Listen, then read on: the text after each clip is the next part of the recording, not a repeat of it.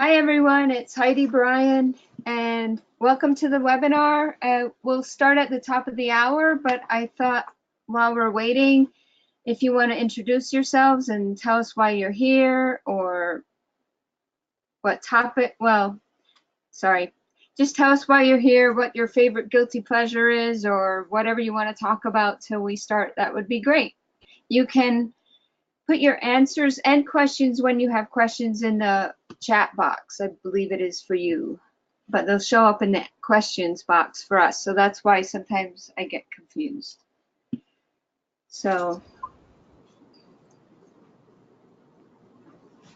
one of my guilty pleasures right now is vanilla sweet cream cold brews. Wow. Yes, they're really good. And they aren't that many calories, so I don't feel quite as guilty. So it's nice.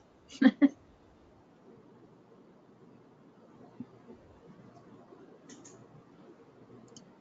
I guess no one's jumping in. No one else. All right, where are you from then? You guys want to tell us where you're from? Why you're interested in the webinar?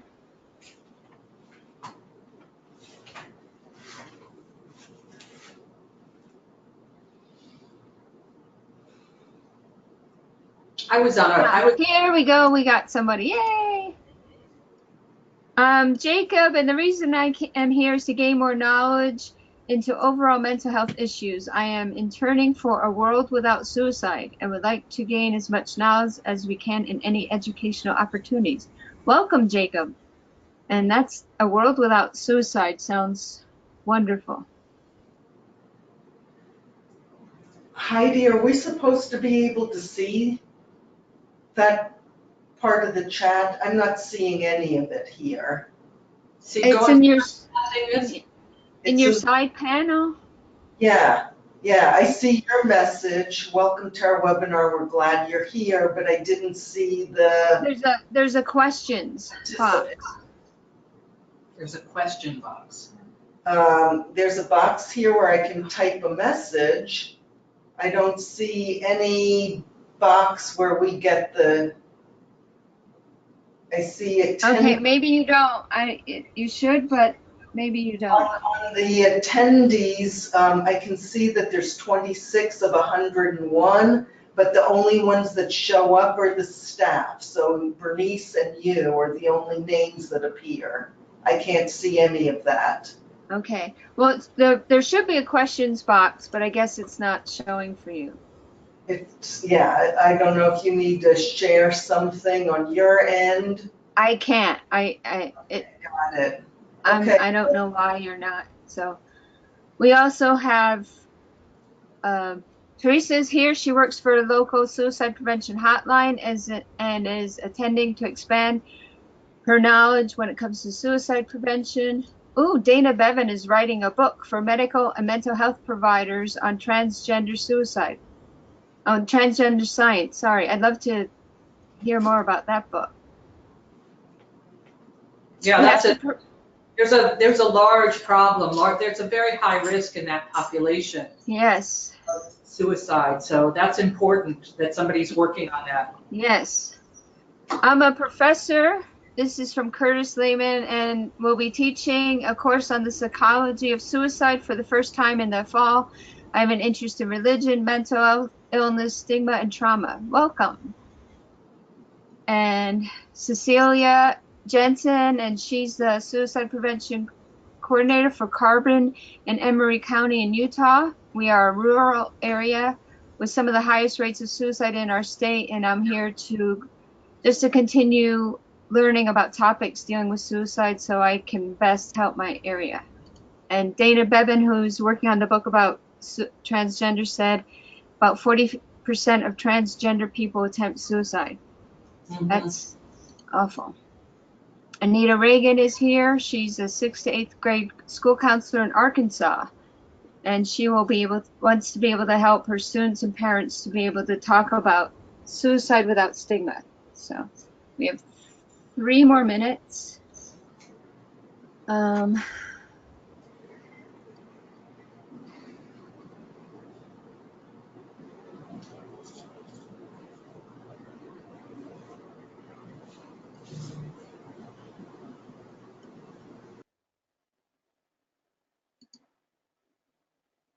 Okay. Can you hear me? Yes. Okay. It just, Alex, I changed the setting, so maybe now you can see the questions box. You can see it, yes. That's great. Okay, Heidi. great. I figured it out. So, and Aaron McClintock is from, I can't read, sorry, Aaron, I can't read that. My eyes aren't that good. I am a mental health counselor by training, and I oversee the bulk of our work in the mental health and well-being space. I've been looking a lot at stigma and the role it plays on help-seeking and community-wide efforts, and I'm excited to learn more through this webinar. Thank you, Aaron. Well, I'm glad you guys are all here and announcing yourselves, introducing yourselves, and telling us why you're here. We can see the questions now, and I wanted to mention to the person who's doing the book on transgender issues to remind them that the Kinsey Institute is here at Indiana University doing research on transgender issues. And if you need a contact there on this issue, send me an email and see if I can help. Awesome. Okay, so we're about at the top of the hour, so I thought I will start.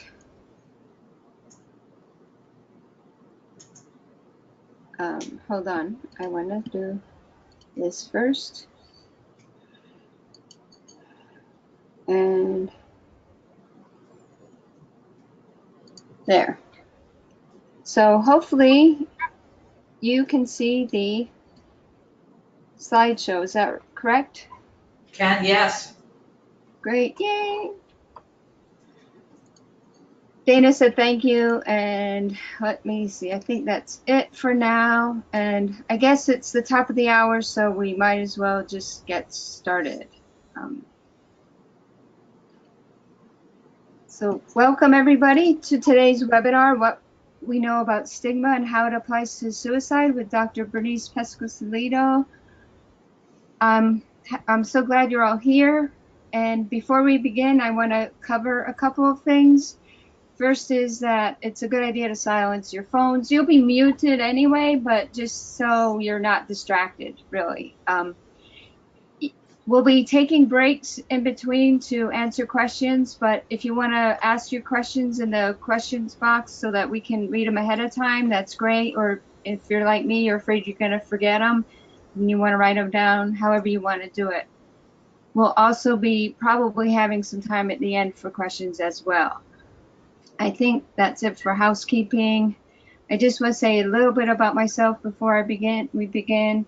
I'm Heidi Bryan, and I've been working in suicide prevention since 1998 when I founded Feeling Blue Suicide Prevention Council, which was a nonprofit organization in Pennsylvania, and it's now known as Prevent Suicide PA. I'm now living in Wisconsin, and I'm doing consulting work. I'm an attempt survivor and loss survivor. I've struggled with depression, PTSD, anxiety, and so I've been using it with my suicide prevention interest. And I am focusing a lot on families, helping families after a suicide attempt. And one of the topics that comes up repeatedly is stigma. And so I came across Dr. Pescosolido's work, and I asked if she'd be willing to do a webinar, and she graciously agreed. So I'm so excited about this webinar. So Bernice Pescosolido is a distinguished and Chancellor's Professor of Sociology at Indiana University and founding director of the Indiana Consortium for Mental Health Services Research and the Indiana University Network Science Institute. Her research focuses on 4 areas: stigma, healthcare use, suicide, and social networks, primarily looking at mental illness and substance abuse. Trained as a medical sociologist at Yale, her research has been published in sociology, anthropology, public health, and psychiatric journals, and has been supported by the National Institute of Mental Health, the Fogarty International Center, and the National Institute of Drug Abuse, the MacArthur Foundation, the Robert Wood Johnson Foundation, and the National Science Foundation, among others.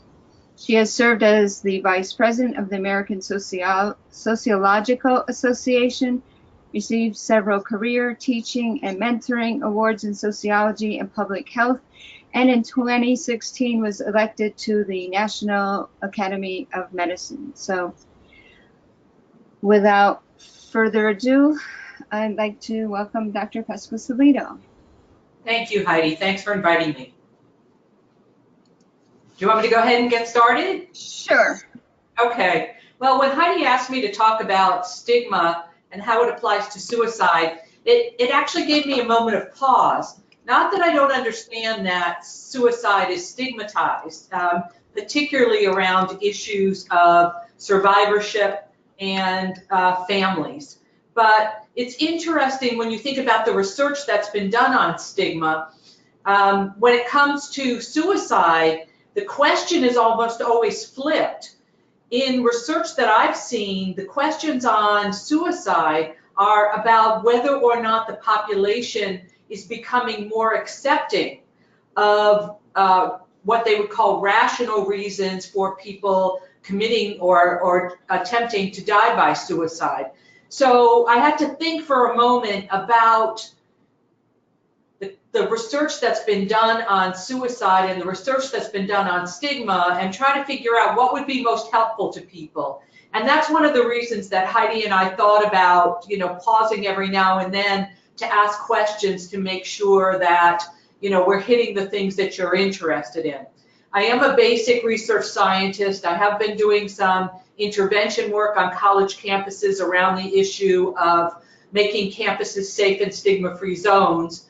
I won't be talking about that specifically today, but I did want to let you know that I'm basically, a scientist trying to get a sense of what's going on in society in terms of the roots of suicide, in terms of the aftermath of attempts or completes for the people who surrounded the person who died by suicide, and trying to get a sense on whether or not we can find new avenues of both prevention from understanding the roots of suicide, but also trying to see if there are new ways to think about interventions given new directions in suicide research. So the first thing that I wanted to do was to make sure that you all know that the National Academy of Sciences, you can go to the next slide, Heidi. The National Academy of Sciences has recently published a report on stigma that brought together all the research that we've known about primarily stigmatized illnesses as opposed to causes of mortality. So mostly mental illness and addiction, focusing also on a lot of the research that's been done on HIV. And the first thing I think we have to understand about stigma is that it's a very complex concept. And so the first thing that we thought that might be useful for you is to think about the kind of stigma that you're interested in addressing either in your work, your research, or thinking about your own life or the life of your family. So this infograph is provided in the National Academy of Sciences report, which you can get free of charge on its website. And so there's a link and a source down at the bottom, and if you put part of that into the computer, you'll get a link from the National Academy that you can go to.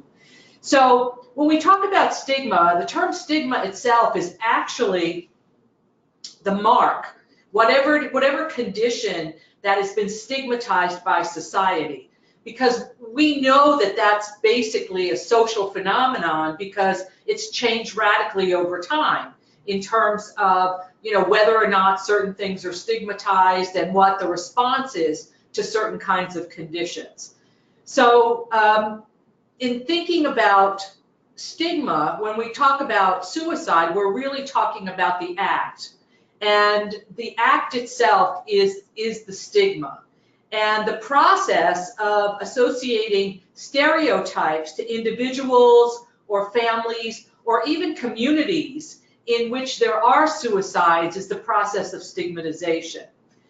And I think it's really important to think about this, to think about stigma as a whole complex of attitudes, beliefs, and behaviors. So when we talk about stigma, we're really talking about prejudice, and those are negative, usually negative attitudes that are attached to individuals or conditions that define them as less than, or having, a particular problem, and accompanied by discrimination, which are primarily negative behaviors toward individuals, families, institutions, communities in which there is a high stigma, there is a high suicide rate. And it's really important to think about the kind of stigma that you are wanting to address. Is it self-stigma, which is when individuals who have attempted internalize the fact that they've attempted as meaning that they are less than? And the interventions for that kind of stigma really need to be focused on the individual and on sort of the psychology of what they're thinking about. But there's also, I think the biggest stigma that people usually associate with suicide is what we call courtesy stigma or associational stigma. And that applies to the families, friends, communities in which there has been a suicide, and people assuming that there was something wrong or bad about those people, that someone that they knew committed suicide. And so when you think about that kind of associational stigma, you really have to address how people who are close to the person who died by suicide, what are they feeling? What are they experiencing by other people around them? In terms of institutional stigma or structural stigma, that has to do with policies and procedures that are attached to certain conditions. And so if you think about the old Catholic prohibition that anyone who died by suicide could not be buried in hollow ground, that's what we would call a structural stigma.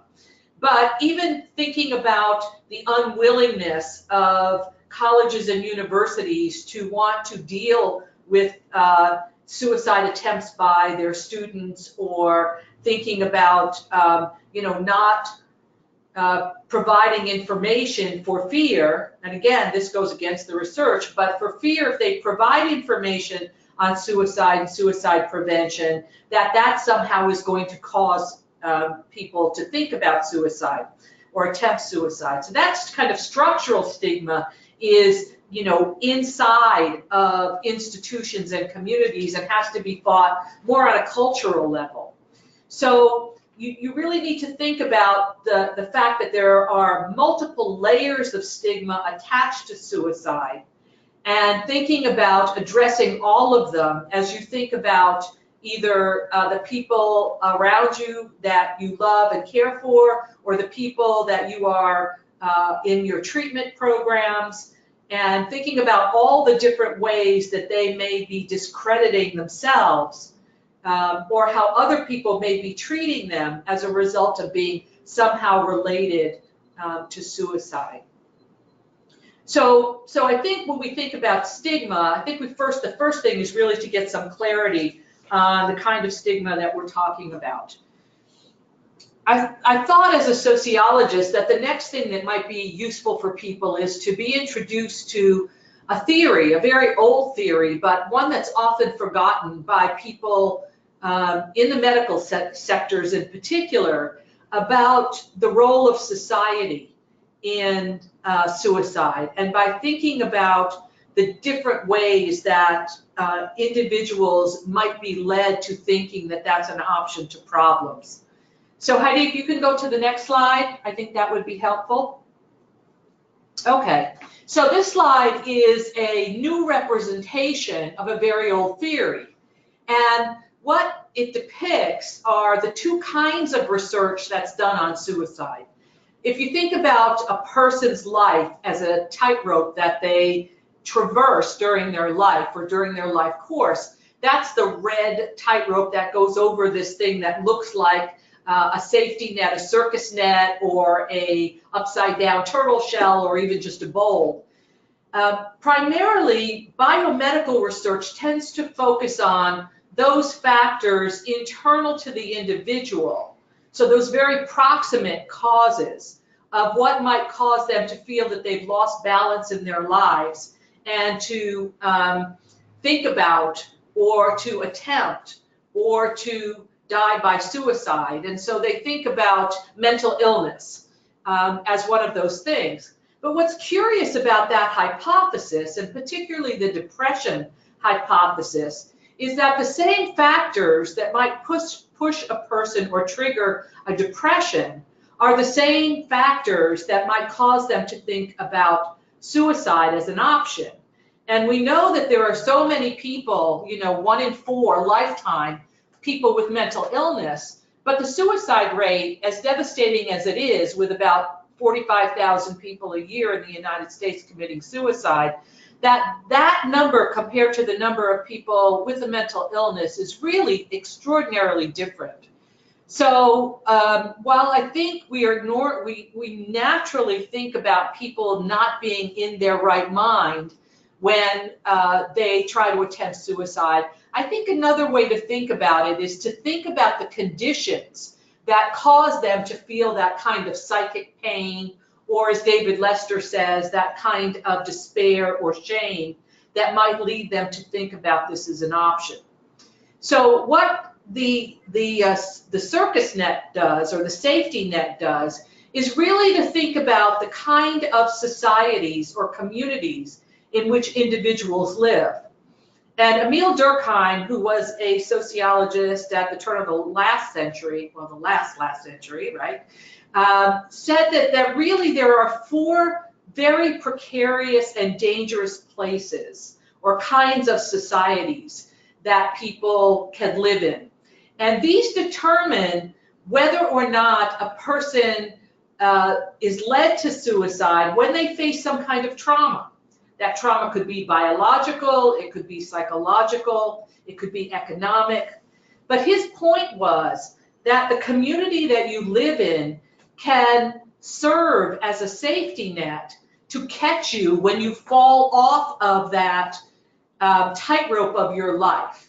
And so what this safety net tries to show you is that one of the things that's essential to understanding suicide are the networks, ties, or connections that a person has to their life, to their families, to their friends, to their job, to their churches, and that all of those things can serve to either push people toward suicide or pull them back from those urges.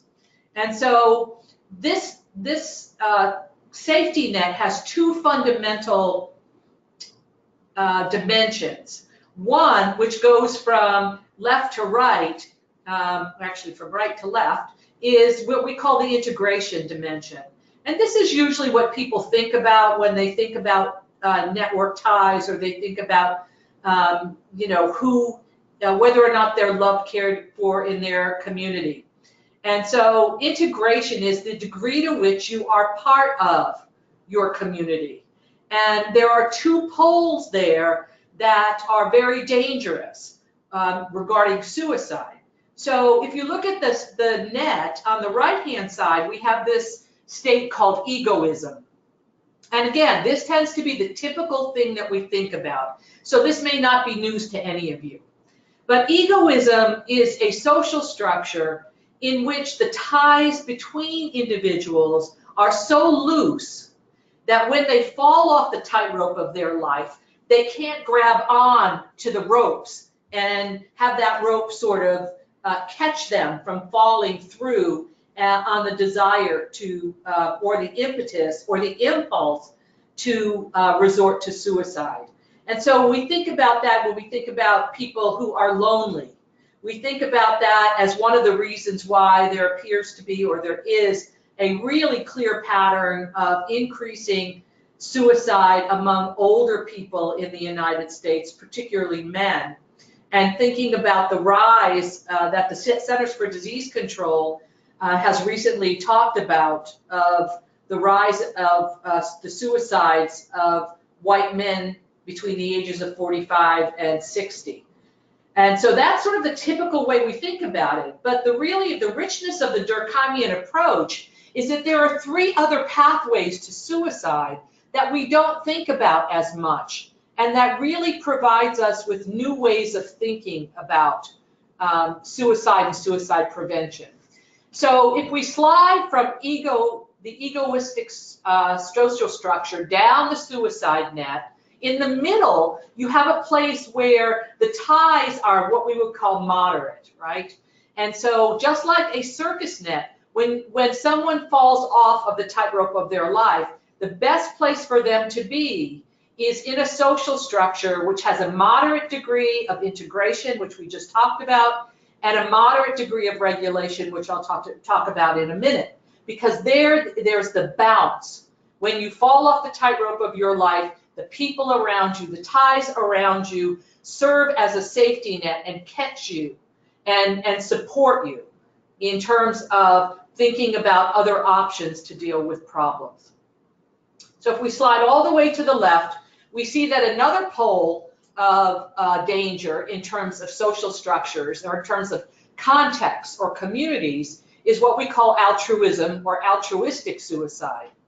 And these are social structures in which the individual is secondary to the group, in which the good or the existence of the group is much more important than, or the survival of the group is much more important than the survival of any particular individual.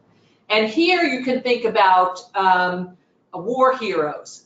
You know, when soldiers fall on a grenade to save the rest of their unit.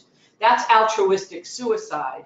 And so there may be conditions under which people's dedication to the group, their family, their community, their religious group, is so strong that they are willing to give up their life for that.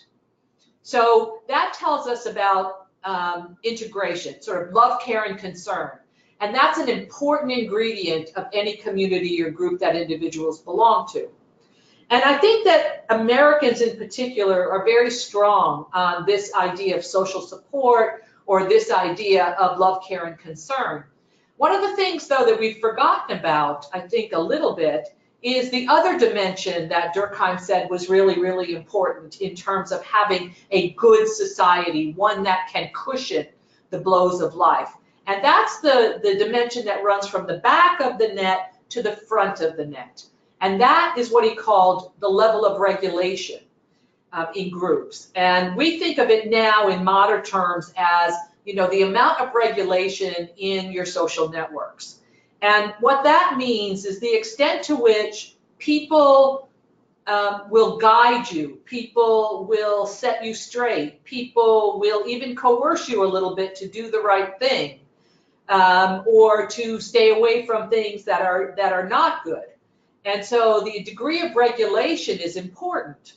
And it has the same characteristic that right in the center of the net, that what you want is to be in a community, a social structure, an institution where that people are not only concerned about you know, your well-being in terms of how much they love you and care for you, but whether or not they're watching out for you and whether or not they're telling you to straighten up when you need to straighten up.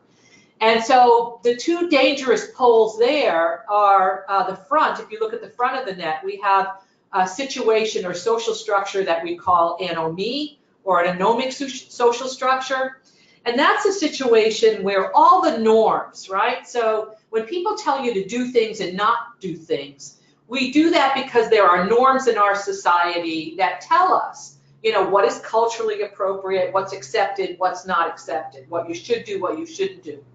In situations where that goes away, where that, for some reason, those guides are not available to people, then people become anomic, so that they become not attached to their community, and they will again fall through those loose ties in the social structure and be predisposed to die from suicide.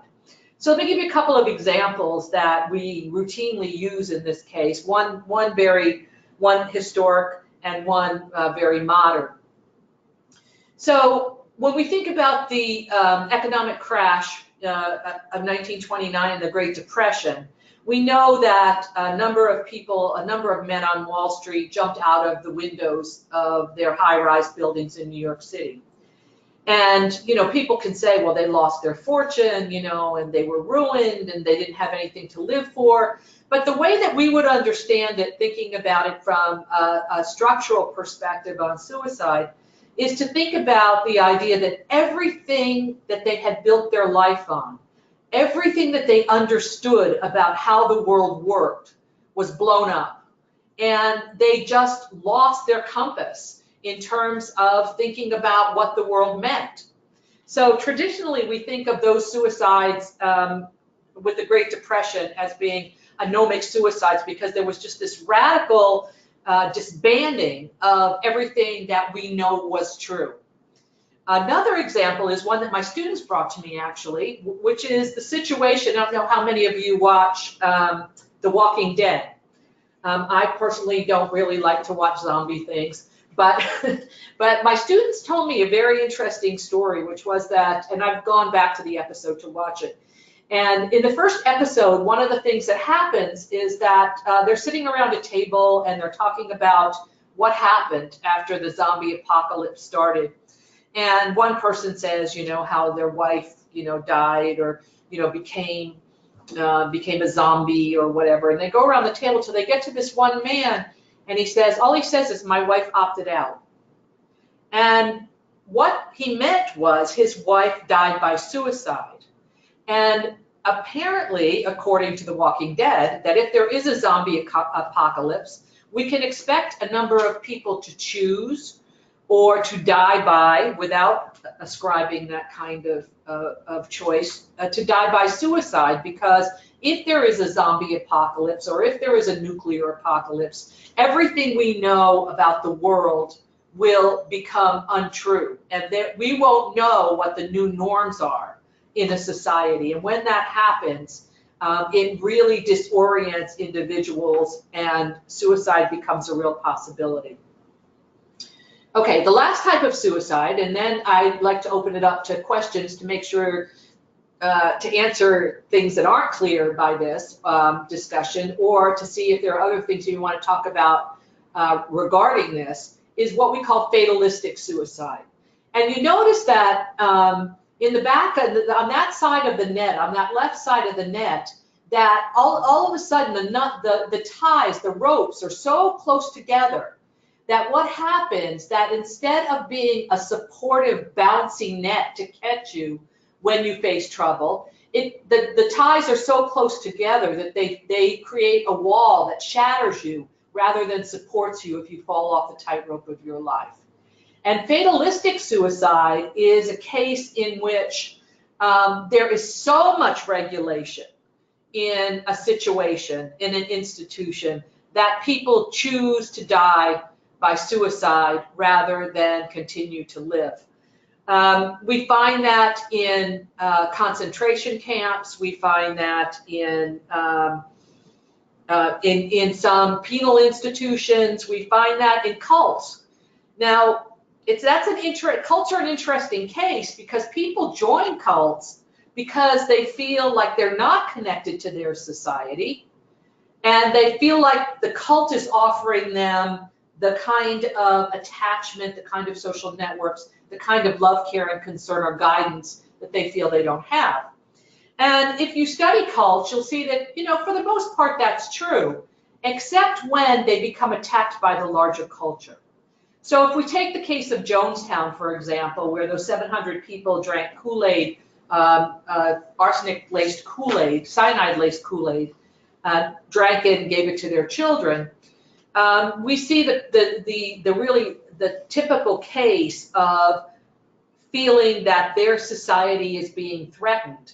And all of a sudden in Jamestown, and we know this, in Jonestown, we know this by the tapes and by the reports of the people who survived that massacre, that Jonestown had become a place where there were guards and machine guns and very paranoid.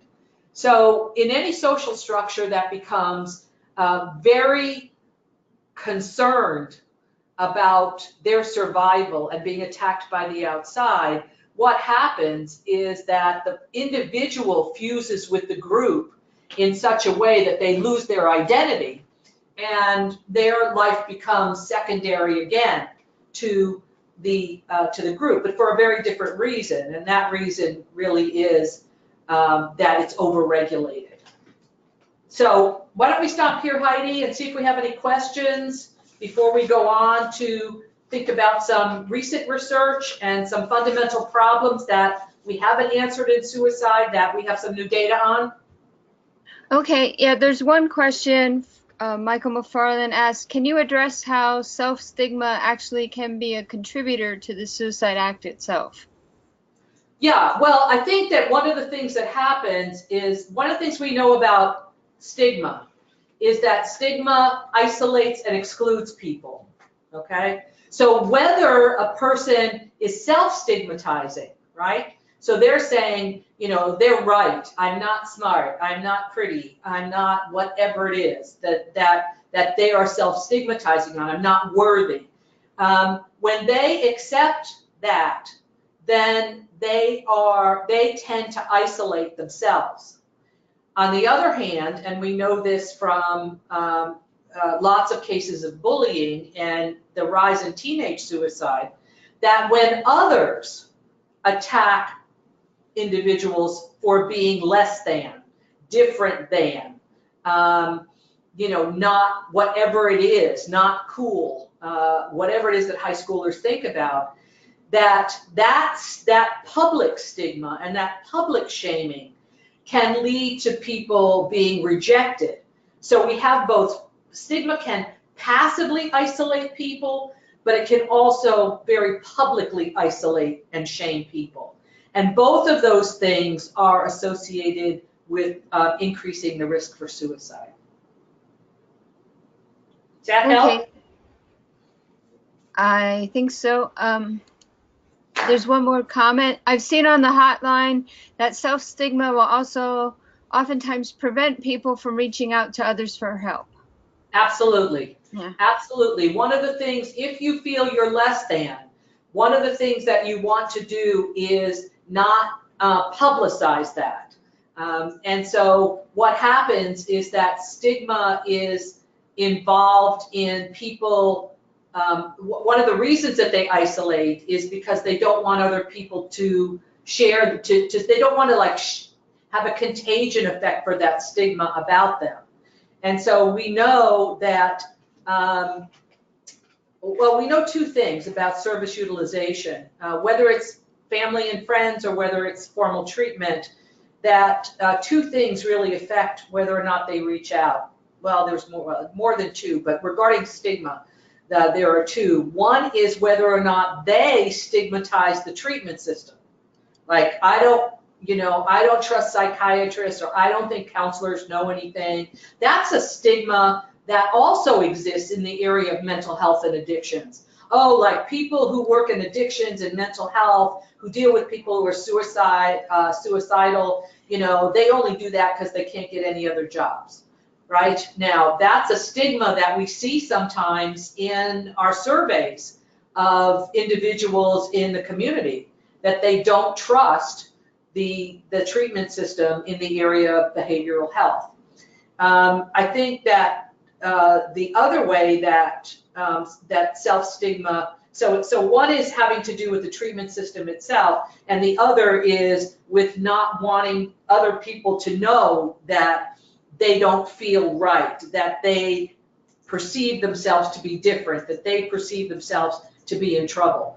So the stigma can operate in both of those ways to decrease whether or not people reach out.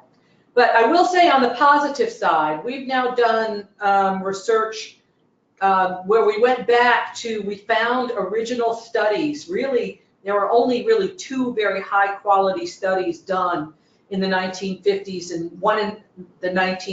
two in the 1950s, one in the 1970s, And they were both actually funded by the US Congress, which I think is interesting. And we were able to compare that to the 1990s and the 2000s. And the biggest thing that's happened in the United States is not people's willingness to go for treatment. What's changed dramatically is people's willingness to talk to their family and friends. So that has really dramatically increased over the last century and the beginning of this century in the US, and that's very positive. Well, that's really interesting. So your answer to the first question was helpful. Michael says thanks. We have a couple others that have come in.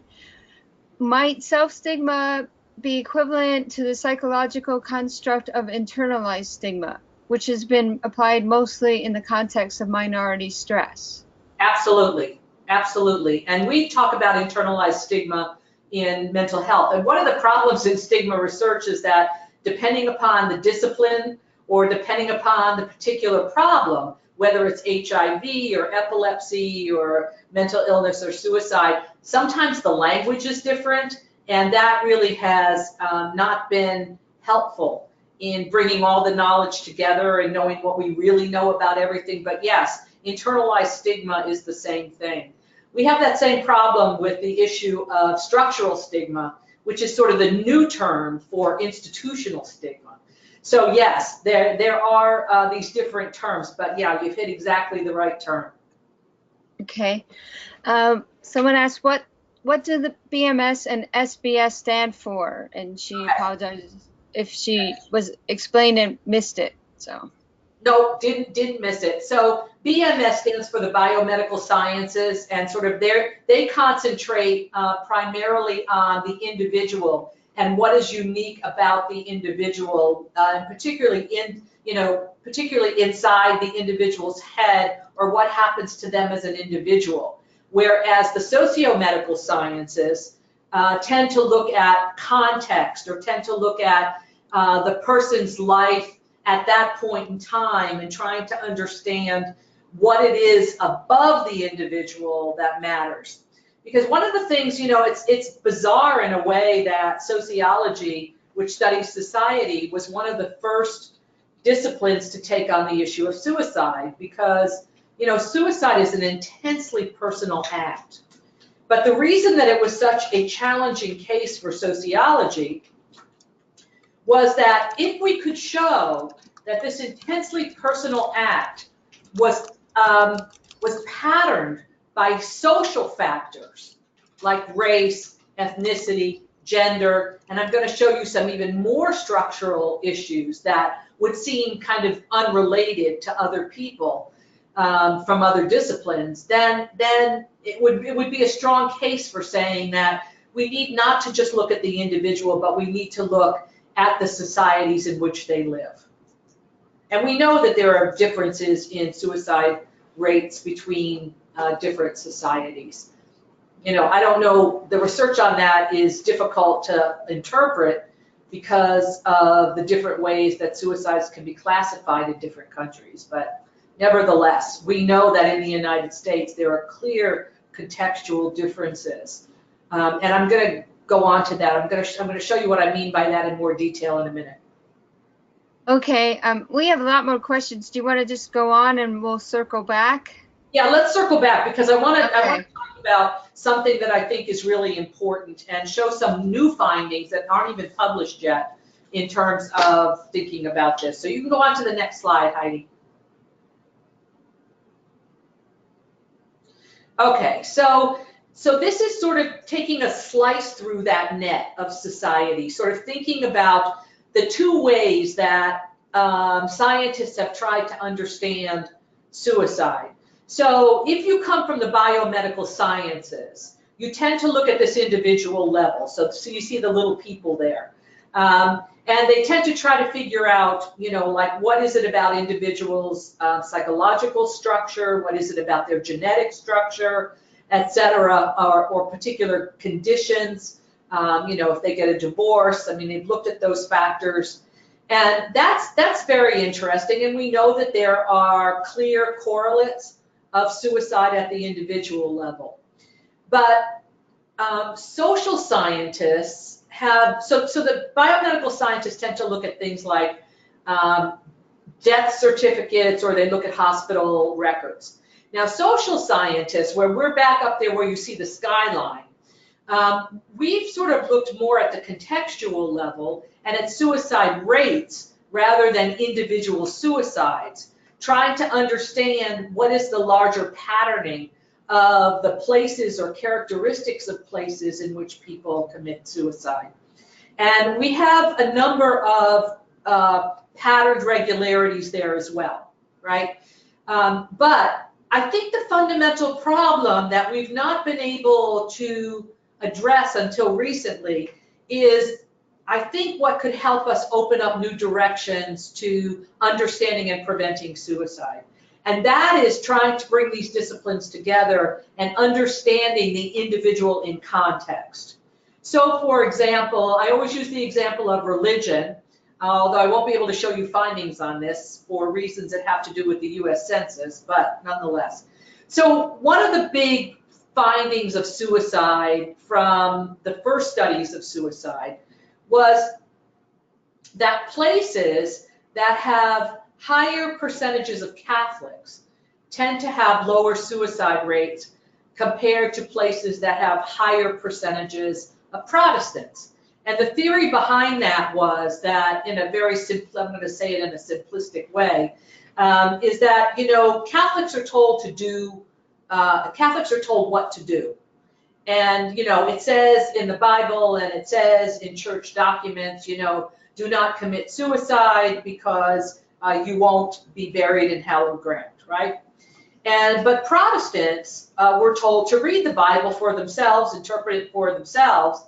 And this free inquiry approach to the development of Protestant religions makes people more reflective and feel that they have more choice in deciding what it looks like. Now, there are other people, so that was sort of the original idea. Then other people came in and said, well, wait a minute, maybe there's something about being Catholic that means that you actually have better networks than people who are Protestant. And there's research that supports that as well. And a lot of it has to do with the institutions that Catholics built in their communities. So, for example, Catholic schools. But I think the interesting question that we still cannot answer is, but who is it in those highly Catholic areas that are committing suicide? Is it the Catholics who feel that they are shut out of their very communal networks of co-religionists? Or is it the Protestants who aren't part of it at all? So, you know, who in those areas is more likely to resort to suicide? So this is the question of, if you brought together the psychologists and the psychiatrists and with the sociologists and the anthropologists who use totally different kinds of data to come up with, you know, very important but unconnected information about that, and trying to get a better handle on what happens to a person who, for example, experiences divorce, right? We know that a person who experiences divorce is more likely, has a higher risk for suicide. We also know that places that have a higher percentage of divorced people have a higher percentage or have a higher suicide rate. But again, the question is, who is committing or who is resorting to suicide in those high divorce areas? So that's the problem that we took on in trying to understand what's going on. And this way of thinking about it takes the original Durkheim idea about safety nets and says that individuals don't have one safety net. They have many safety nets that they can rely on, or that they can be supported by. And if you go to the next slide, you'll see this diagram that we're now working with to try to break through some of these traditional problems and barriers in trying to do research on suicide. So that we even know now that that most behavior that's genetically programmed is not simple.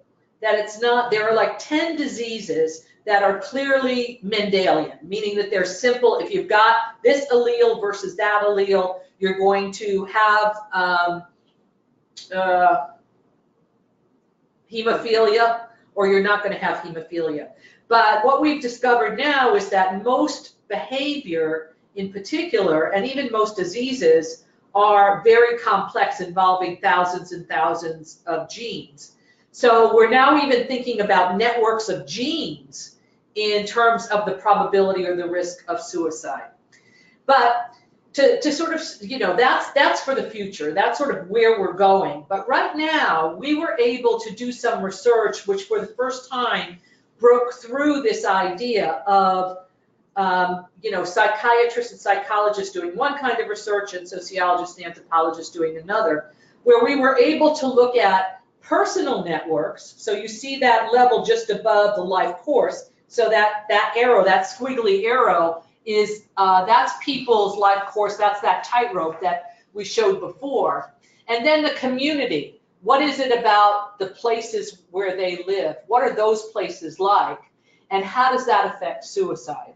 So let's go on to the next one, because I want to show you just a couple. I'm going to just focus on one. Heidi, you can go to the next slide. Okay, I just want you to focus up on the, let's see, the upper right-hand slide. What we did is we combined data from the National Violence, the CDC has a program that they do where all violent deaths are researched to find out more information about that. They include suicide in that. They've just recently begun to include opioid overdoses in that as well. But they get more information. So that gave us the people who had died by suicide. And then what we were able to do was to take the American Community Study, which is the replace the long form of the census, and place those individuals who died by suicide in their communities and use the data from essentially the census to get an idea of what those communities are like. So we were able to sort of break through this bifurcation in doing research. And this is what we think is a first step in trying to come up with new ways to think about suicide and suicide prevention. So let me walk you through the first, just this one finding. You can look at other ones and send me emails if you have any particular questions. But if you look at that upper right-hand quadrant there, what you see are the individual risk of suicide for individuals who are divorced, had experienced divorce, and that's the red line, right? And individuals who are married, and that's the blue line. Now, if you just look at all the way on the left, that y-axis, what you see is the individual risk of suicide. The red line is much higher than the blue line. And that corresponds to something we've always known, which is that individuals who are divorced are at greater risk of suicide, okay, than people who are married. But what's really interesting there is the x-axis, or going along the bottom.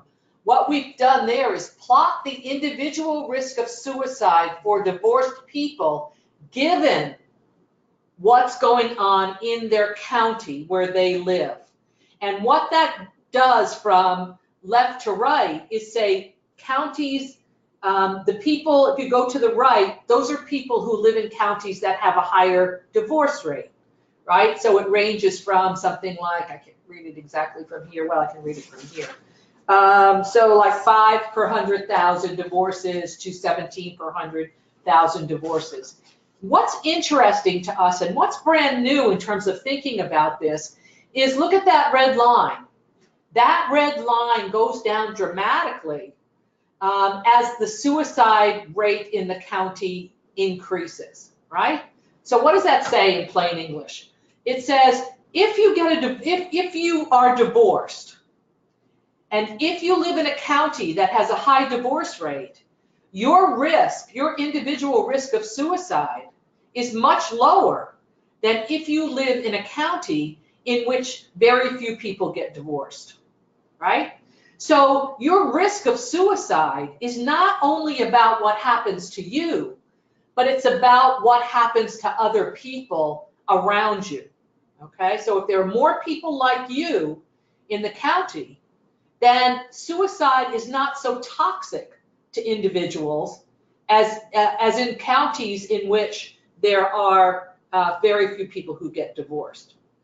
And similarly, although the effect is not as dramatic, if you look at the blue line there, what you see is as the divorce rate increases in a county, the protective effect of marriage goes away a little bit, right? Not as dramatic, but the risk of suicide to you, if you're married, is higher if you live in a county that has a high divorce rate than a low divorce rate.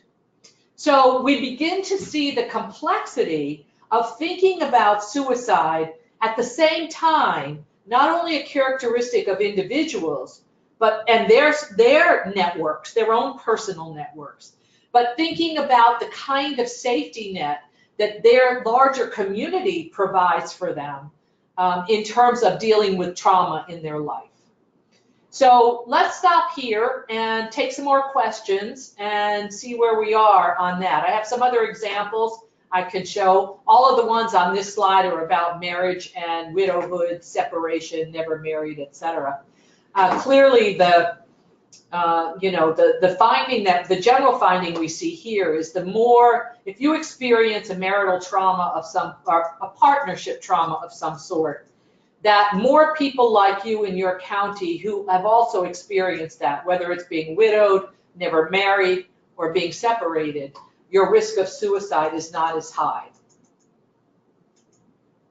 Oh, wow. This is, like, my head is just spinning. I have so many questions and thoughts. This is fascinating to me. So, but I want to get to the questions of people. So, Absolutely. So Teresa asked, what do you think has contributed to the recent increase in suicide risks? Well, one of the things we know about the recent increase in suicide is it seems to be located in a particular group, and that's white men between the ages of 45 and 64. And so there's something about what's happening to the experience of those men that they're feeling increasingly dislocated in our society. Now, if I were a psychologist, and I know we have some psychologists on the phone so that they are on the webinar so they can jump in with a comment rather than just a question, if you want, but they would say that maybe there's something more stressful about being in that age group regarding the organization of work. And we know that more people now than ever before are being let go before they actually become, I don't know what the word is, invested at their pension time. We know that it might be something about feeling less attached after one retires. But as a sociologist, I've been thinking about this quite a bit. And I think that there's something larger happening about the nature of our society and how it's changing in particular ways. Because, you know, when we first started studying suicide at the turn of the 19th century, the turn of the 20th century, right? The turn of the 20th century, the reason that people started looking at suicide was because there was this same kind of jump. Like it got the attention of statisticians and psychologists and sociologists because all of a sudden there was this big change. And rather than, for me as a sociologist, rather than looking down at what's happening to those men as individuals, I am trying to think about how can we get at how is that group sort of harbinger about what are the larger changes in our society. You know, we used to be called, you know, that last switch at the turn of the 20th century was actually the rise of the industrial society. Well, we all know we're not an industrial society anymore. Nobody really knows what kind of society we're moving into. And I would venture that they may be the canary in the mine, that group of men sort of telling us something about fundamental dislocations in our contemporary society. I don't have any data to support that. I'm trying to think of how we might be able to get data like that, but that's how a sociologist thinks differently sometimes than other people. And really, the full picture would be best derived from all the different disciplines sitting around a table and trying to figure out how we could think about that together. Okay, great. And then so Alex just asked, what about the rise in teen suicide? There is a rise in teen suicide. It's and I think we have a fairly good handle on that with our traditional theories of stigma. I think that we know that the LGBTQ community. Spit that one out. We know that there's always been a higher probability of suicide in those teens. And so I think that anyone who feels like they are not part of, or that they are not considered, or that they are stigmatized, have a higher probability, higher risk of suicide attempts. But that rise is not as dramatic, even though it seems that way through the media, as this CDC rise that they've recently published or recently put out the data on.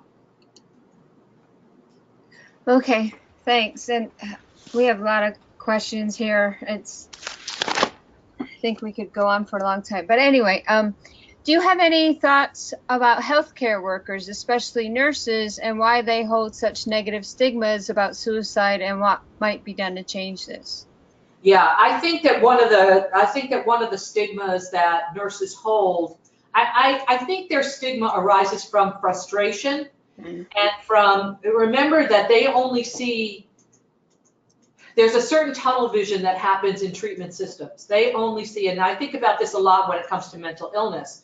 Why are some providers so frustrated in their job? Well, you have to remember that they never see the people who recover. They only see the repeaters. They only see the frequent flyers.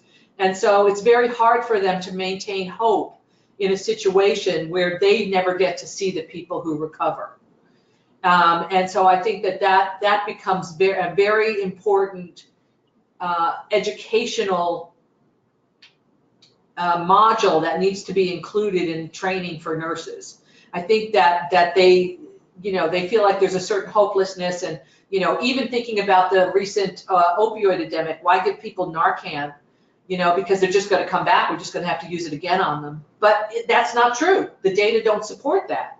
And so, but I don't think that healthcare professionals don't get to see the positive side. They don't get to see the recovery. And I think that's very frustrating for them. And I think too that they're in the business of helping people and saving lives, and I think it's also frustrating when they see someone trying to do the opposite, and I think they have just a hard time. But I agree with you completely. Let me see what other questions there were. Just to clarify, are you stating that there is a protective factor involved when a divorcee lives in a community where the divorce rate is higher? Yep. Yeah. There sure is. Now, what's interesting is that makes a lot of sense to me as a sociologist, but I have to tell you that, we didn't look just at marital status. We looked at other ones, and it's not always the case that having more people like you protects you. So, for example, when we looked at race and ethnicity, we know that the Native American suicide rate is high, and the individual probability or risk is high. And if you live in a place, if you're a Native American and you live in a place with lots of other Native Americans, that actually aggravates or increases your probability or your risk of suicide. So it's not always protective, but if you think about it, that's almost then a higher level saying, how is that community stigmatized or not stigmatized? But think about it. As a recent widow myself, I will say that having friends who are widows makes a great deal of difference to how I feel about, you know, whether I think about getting involved in OkCupid or any of those things. And, you know, it takes a lot of burden off you when you have lots of friends who are widows and they're like, nah, not doing it. So, you know, I think that we understand the effect of having more people like you and why that would threaten or increase the risk among people who are married.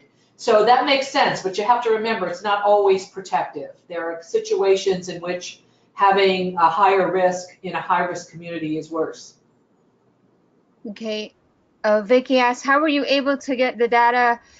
Did CDC do this in a RDC, or can you request a geocoded data sets? Okay, everybody here is giggling because it took us 3 years to get the data and put it together. We had to go through, I basically had to sign away my firstborn because there are so many privacy issues attached to this.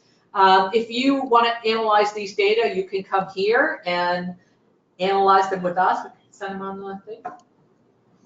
We don't have the actual geocoded data. That's Oh, no, only yeah. RDC. Yeah, we don't, yeah, well, but we just do the county level. Yeah. Anyway, well, there's disputes about this because these data are so difficult to get.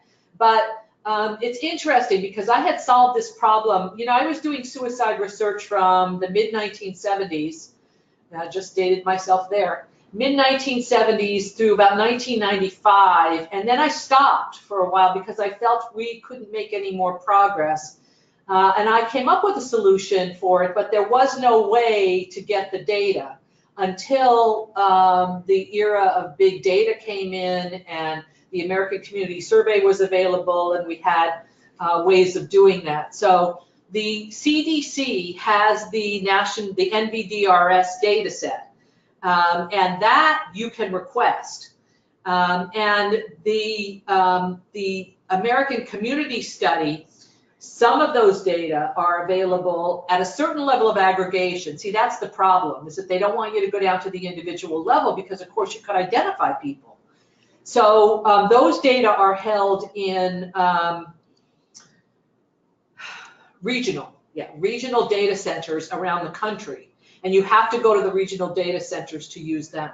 So we sort of created mock data sets here that at a higher level of aggregation to figure out what we wanted to do. And then we went to the regional data center in Chicago to actually do the analyses.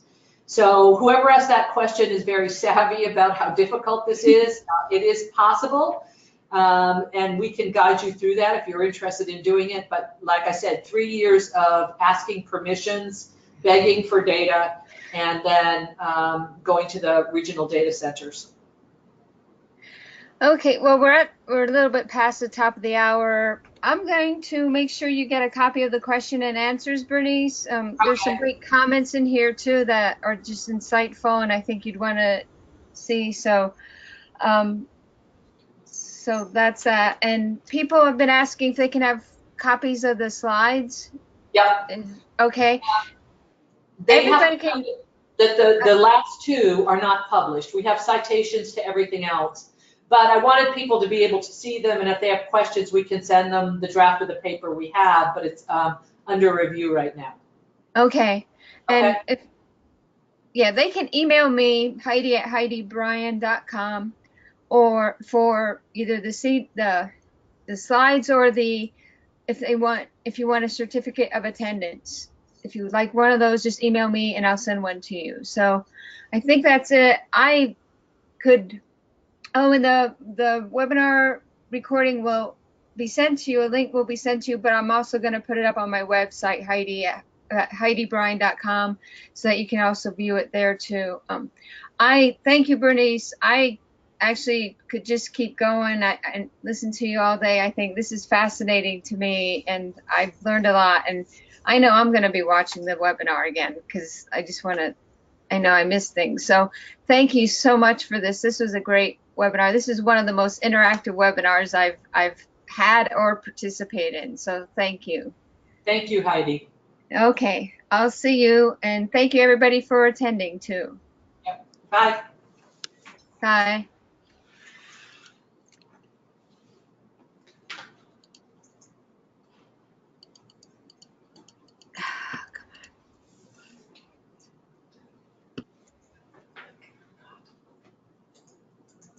I think we're okay, right? That was great.